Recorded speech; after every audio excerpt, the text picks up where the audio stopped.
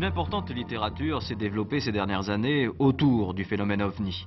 Un phénomène qui ne manque pas d'observateurs et dont les dires sont parfois troublants. Ces dernières semaines, les manifestations d'objets non identifiés se sont multipliées et certains affirment même avoir été enlevés ou contactés. C'est le cas du Niçois Jean Miguer. Alors, affabulation ou réalité? J'ai eu un très grave accident que je relate dans mon premier ouvrage, et à la suite de cet accident où j'ai été complètement démoli, complètement brisé de partout, j'ai affirmé qu'un extraterrestre était venu sur les lieux, me régénérer et me redimensionner selon un procédé inconnu sur la planète Terre.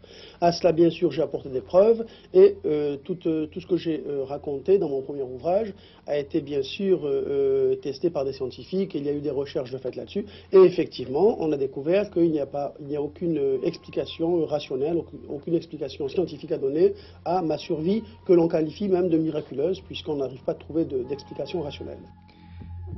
Durant ces 2 derniers mois, octobre et novembre, dans notre région et un peu partout dans le monde, les apparitions de ces objets se sont accrues, à tel point que certains parlent d'une nouvelle vague semblable à celle de 1954. Ce que je peux dire, c'est que dans mon étude, j'ai tenté de vérifier si les distances moyennes d'observation et les durées moyennes d'observation n'évoluaient pas. Pour cela, je les ai mis sur des tranches de 5 ans. Et je me suis aperçu qu'à partir de 1970, on assistait à une régression des distances moyennes d'observation et inversement à une augmentation des durées moyennes d'observation. Autrement dit, cela semblerait traduire une approche très lente, progressive du phénomène vers nous.